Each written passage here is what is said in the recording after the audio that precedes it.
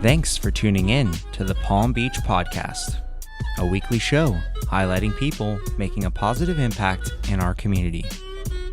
With your hosts, sports chiropractor and athletic trainer, Dr. James Spencer, photographer and art director, Mike Jones. Our show is brought to you by Pump House Coffee Roasters, Hopportunities in Delray Beach, and the Lotus Travel Company for retreats and tours in Palm Beach County. Hello, and welcome to the Palm Beach Podcast. My name is Mike Jones. I'm hanging out at Media Zone with some really cool people today. Dr. James Spencer, how you doing, buddy? It's always a pleasure, but a special pleasure today to see you. Sunny blue skies out there, too. Fortunately, driving over Blue Heron Bridge, we had a good view, and, Peanut Island, JFK Bunker were really cool to see. We are fortunate to be in such a beautiful location at Media Zone, and we are also fortunate to have such a special guest in the studio with us today. Correct, yes. So, my beautiful wife, why don't you introduce yourself? Hello, I'm Dr. Edith Spencer Morales. I am a neonatologist, and I work for Envision Physician Services. Currently the medical director at Wellington Regional in the neonatal intensive care unit. So, I'd like to compliment you first off because November is premature baby month. So, wow, okay. Here's me tipping my cap to you on that. Thank you very much. And last Thursday, November 17th, was Prematurity Awareness Day. I saw you sharing some posts, right? Yeah. So really cool. And, babe, why don't you tell the listeners a little bit about your background, kind of how you got started with the medical path and then got into neonatology? Well, growing up, my grandmother was a obstetrician nurse. So I would go to school with her every day, and I would sit in the back and I would read her medicine books, birthing books, and casual. Casual. And eventually I fell in love with the career, so I've pursued medical career. When I was doing my residency, I loved being in the neonatal intensive care unit because it's such a high energy. Every day is a different day.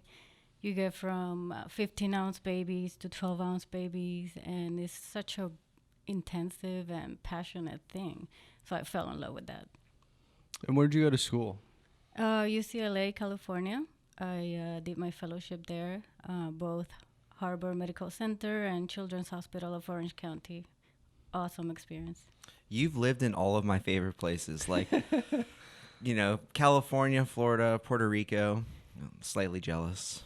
We'll even throw Mexico in there. Okay, I'm down for some Mexico time, too. You guys know I love the hot sauce. Every time I come over, we have multiple hot sauces on the table, so cheers. I appreciate that for you to provide. Awesome. I came from Guadalajara. I did my medical school there. Yeah. Awesome experience. How was that city? It's a very, very metropolis city.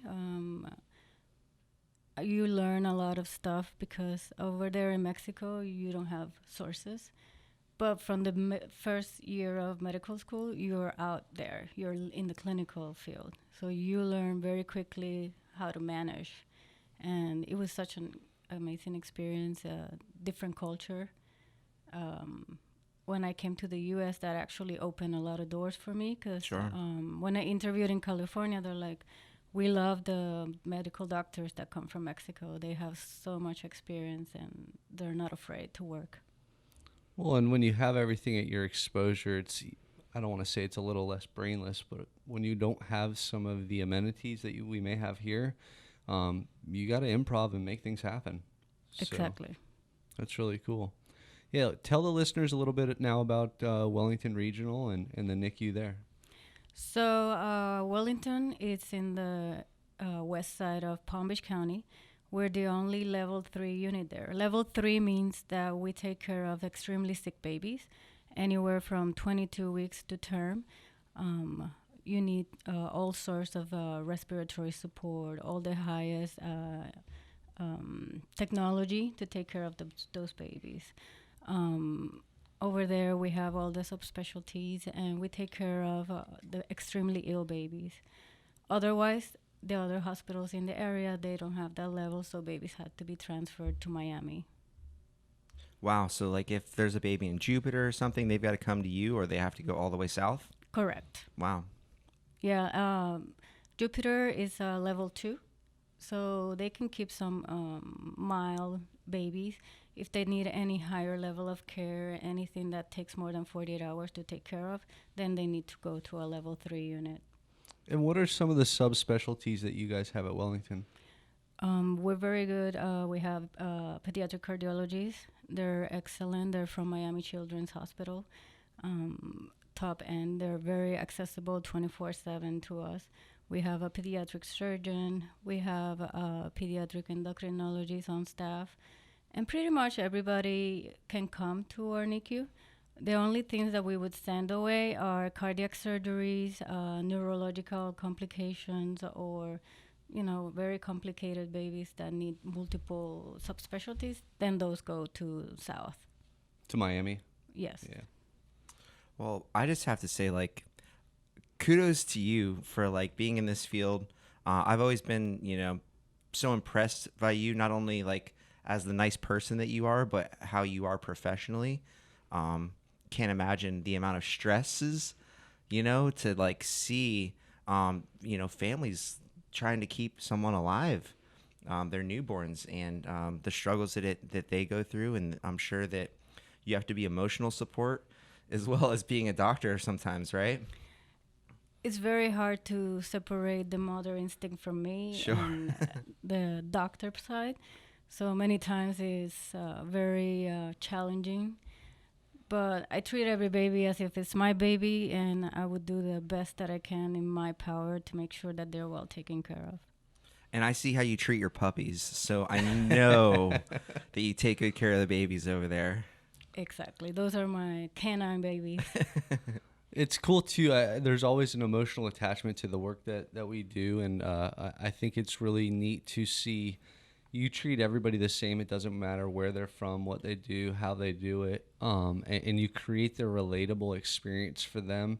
And if they don't understand because your field's so complicated, like we were talking about the other day, you figure out how to make it almost quote-unquote dummy-proof. So a lot of the parents may understand, because this stuff is serious and complicated, and I think you do a very good job of the communication of what's going on. I just had a family meeting this past week, and that's exactly what the dad said to me. He said, I love this place because they give it to us exactly how it is. They try to explain it the best way possible, and you don't hide anything from us. You're here all the time, and you keep us up to date on every single little detail of our babies. Everybody greets us with a smile on their face in this place. We feel part of this unit. And, I mean, Wellington's a beautiful place as well, right? Just a hop and a skip from the WEF that comes in every season, and then 20 minutes east, you could be down at the Breakers or West Palm Beach. And so we're pretty fortunate to be living in such a nice place. And I know we've dropped lunch off to Michelle at Wellington Regional before, so it looks like an amazing place. I've never been inside. Talk a little bit about the actual, like, the building, the facility. What else is out there? Our unit is very special in a way because if you have the experience to go to other NICUs, they're very on top of each other, the beds. They're very crowded and noisy. Our unit is made in a way that everybody has their own space. It's very modern, clean.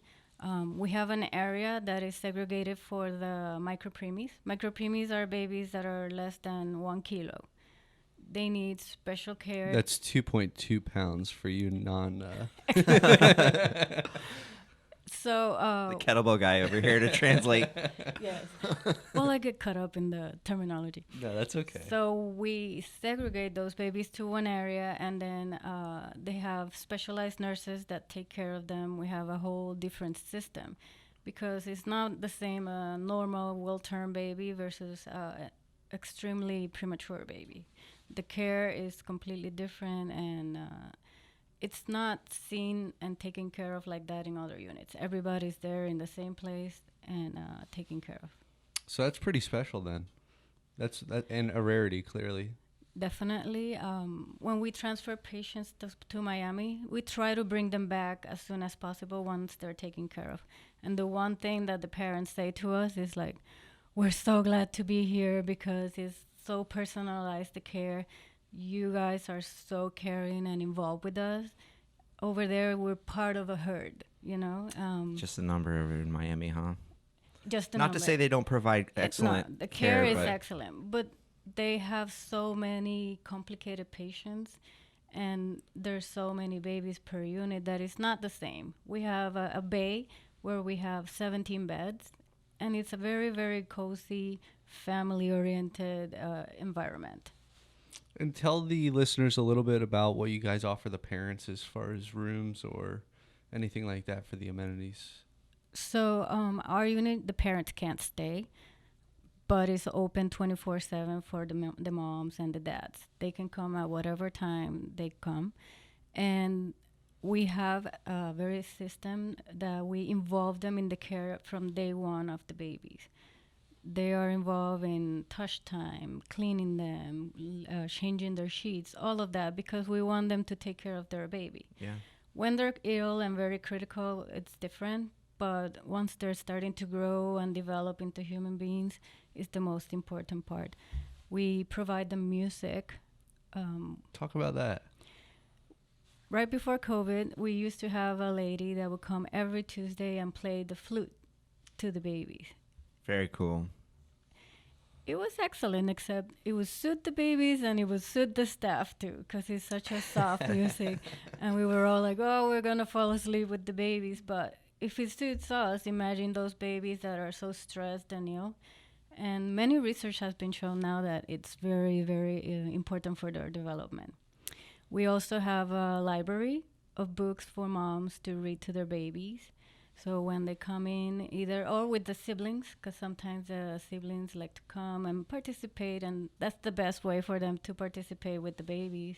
Read them a book, draw them something. We have stickers and drawing books and all sorts of stuff for the siblings to participate in the growth of their sibling. That's so cool. I think that we have always subscribed to, sound, energy, frequencies. There's definitely something more to it. And I know like parents will put like Mozart like speakers on their belly when they're like pregnant, right?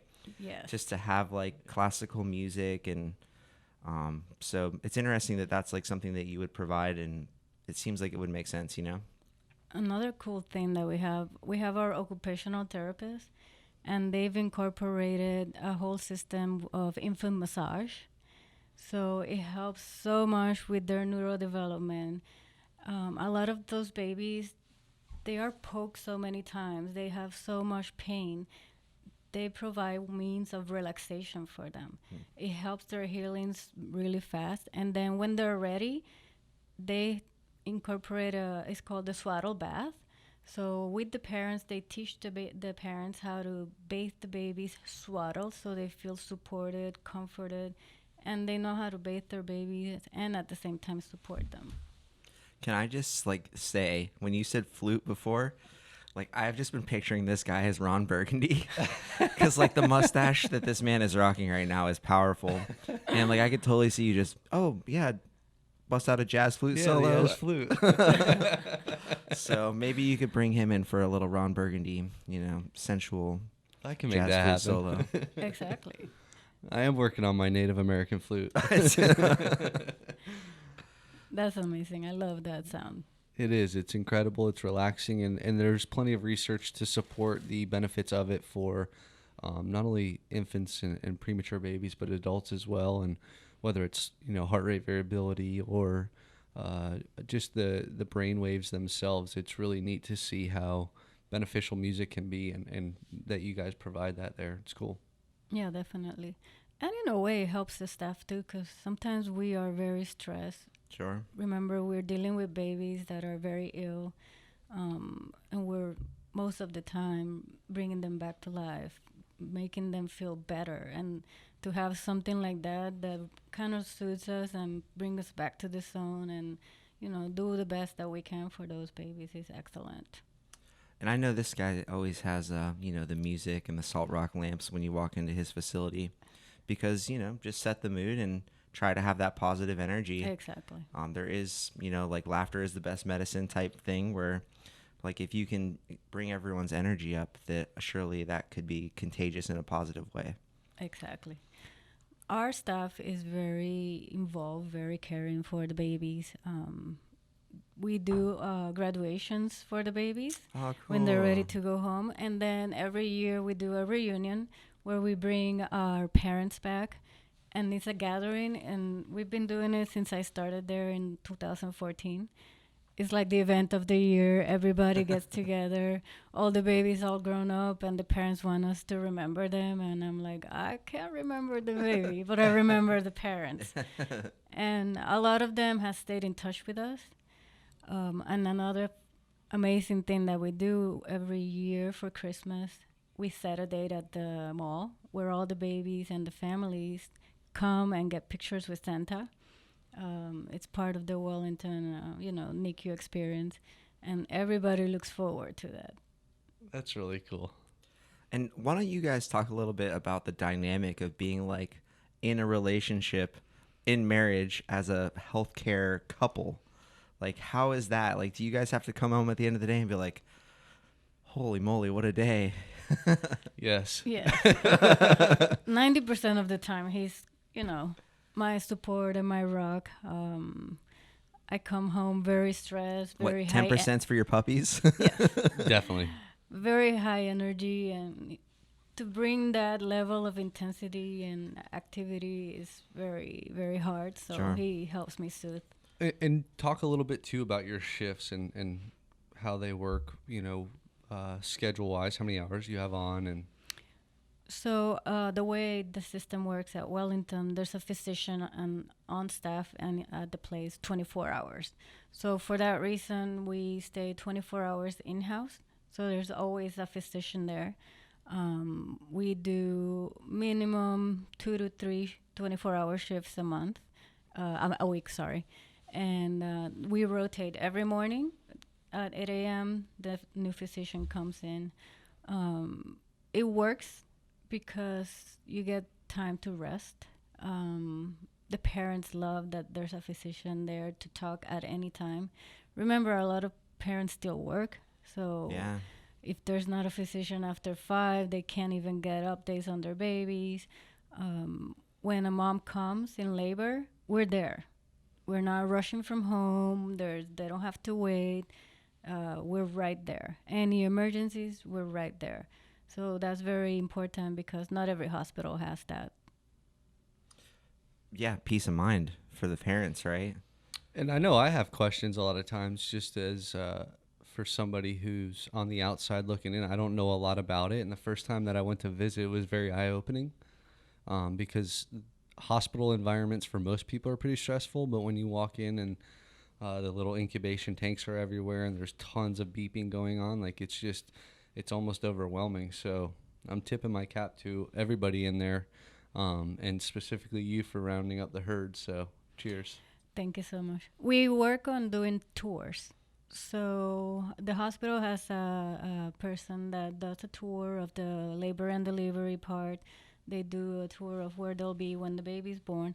And in the event that they need to come to the NICU, we show them the area. Because one of the most stressful parts is when they come to the NICU and we're putting all these stickers and sensors and everything's beeping and the parents are like, whoa, what's going on? So if we have the chance, I always have them come over and give them a tour and say, this is not scary. This is for this is for that. Just because it's beeping, don't panic. It has different reasons for why it beeps. And we have so many babies, and this is the way for us to make sure that they're okay. We can't be looking at them 24/7. So these are, the technological ways for us to keep an eye on them. And each cable is for a different thing.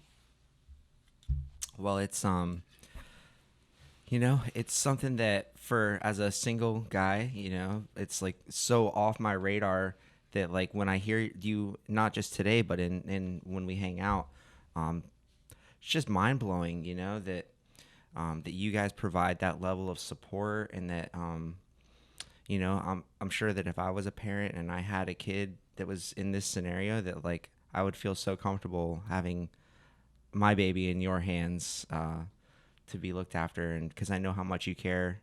Thank you. And I know the level of care that you would provide at Wellington Regional. And that's what I always say to her too. They're lucky to have you. Oh yeah. Yeah. So whether it's the parent or the staff or the team, I think you do a good job of communication, and it is a high stress environment, but you do a very good job of handling that. And I think one thing that you need to allude to as well is tell the listeners a little bit about how long it took you to get to where you're at, undergrad, med school, fellowship, etc. So I did pre-medicine. That's a 4-year undergraduate. I did that in Puerto Rico. Then I wanted to experience a different culture, so I went to Mexico and I did medicine at the University of Guadalajara for 4 years. So that's 8 years there. Then when you study abroad, you have to do what's called a fifth pathway. It's like an internship year where you train in a U.S. hospital, and then from there you're qualified to take the USMLEs and all the boards needed to be board certified physician in the U.S. From there, then I did a 3-year residency program for pediatrics. And then after that, I did my fellowship in neonatology, which is another 3 years. So it's a total of 14 years just to be where I'm at. You've paid your dues. Yes.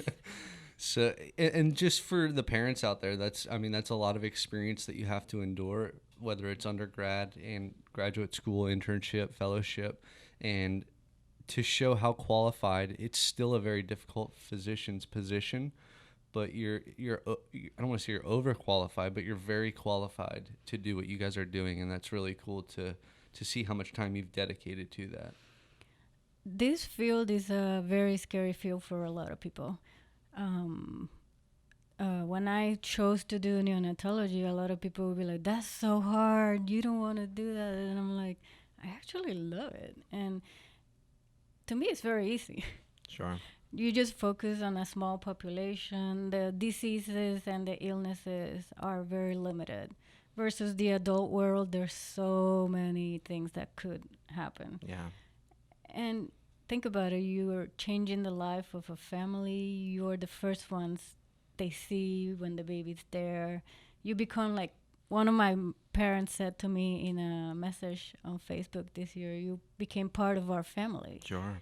And that's amazing. I have probably thousands of kids out there. You probably get thank you cards from people, right? Like, I would imagine. Yes, those make my day, because a lot of times in this field you feel unappreciated. With the technology and everything, everybody wants to know more than everybody, and then don't understand how hard I work to be where I'm at and to have the knowledge that I have, and how hard I work for them to be the best babies ever. So it's very gratifying to have those thank you cards. Yeah, I know. We have a couple thank you cards on the cork board here at Media Zone, and every time they come in, it's like, when someone takes a little time out of their day to purchase a card, put some ink on the paper, either hand it or mail it to you. Those are always really very well appreciated. Yeah. So I got a story to tell. I don't know if you know this one, but so I'm working on a patient, and I was like, oh, my wife's a neonatologist, and he's like, oh, interesting. Text her right now and ask her if she knows Dr. Av Fanaroff. So I send it over. She's like, yeah, he wrote all my medical textbooks. Why? It was his uncle. Just kind of know. It was his uncle. Oh, yeah. It's a small world. Yeah. Exactly. Small world. And I'm like, oh, heck yeah, I know. I've read all his books, and it's the Bible of neonatology. The godfather of, yeah. And he's a fellow Palm Beach County resident from time to time. Shucks. Probably 6 months in one day, if I could guess. Probably for tax purposes. Sure. Well, I got to give a shout out to you for donating your husband's time to this project as well, because obviously, he has a full-time job and a family. And kudos to you for allowing him to come out here and start building this Media Zone and this Palm Beach podcast. And because I know when you work as hard as you do, you want to have your time with your husband and your family, and to let him come out here a couple times a week and work with us, I appreciate that. And it's a team effort from all of us. It's communication, and We see that this is the future of not only just what we do, but whether it's content creation for neonatologists or NICUs, for what we do as far as media production. This is the future for independent media, so it's cool. Yeah, no, you should almost start a podcast or something, you know? We'll see, because I'm camera shy, but realizing how much people don't understand of what their babies go through and what they need makes me want to do it. Yeah. Even like other neonatologists may just like, you know, find relatability, like, oh wow, like I had that similar thing happen to me, or whatever the scenario may be. Yeah, definitely this specialty, there's very little groups, there's very little associations or podcasts or media where we can actually discuss cases, where we can say, hey, what do you do for this? Just recently I joined a Facebook group, and that has helped a lot because it's from all over the United States, and you can hear what they see. If each side of the United States, they practice different. And oh, wow, yeah. I learned that when I moved from California here, and there's no right way as long as the outcomes are the best ones. And also with Envision, every month, every third Wednesday of the month, we have 50 units throughout the U.S., so we all meet together and we discuss protocols, we discuss guidelines, we discuss the latest evidence. And we try to, as a company, do the same so we can provide the best quality of care to the babies. Systems. Gotta have them. It's a must. Well, anything else that we want to touch on? Not really. I think we just gotta, you know, book her in for the... Yeah, you hear that, Envision Services? No, thank you so much, Michelle. Thank you so much for coming on and sharing with the listeners a little bit about what you guys do, what you have to offer, and who you are. Thank you, and anyone that wants to come to Wellington, take a tour of the unit. If you're pregnant, we can make it happen. You don't necessarily will come to the NICU, you know, when your baby's born, but at least you know what you're expecting and what you will encounter. That takes a lot of the stress off and makes a little bit the experience a little more doable. Well, I'm coming for Jazz Flute Wednesdays. She's awesome. She's awesome. That's awesome. Well, thank you for coming on the show, and cheers. Cheers. Salud. Thank you for listening to this week's episode of the Palm Beach Podcast. Our show is brought to you by Pump House Coffee Roasters, Hopportunities in Delray Beach, and the Lotus Travel Company for retreats and tours in Palm Beach County.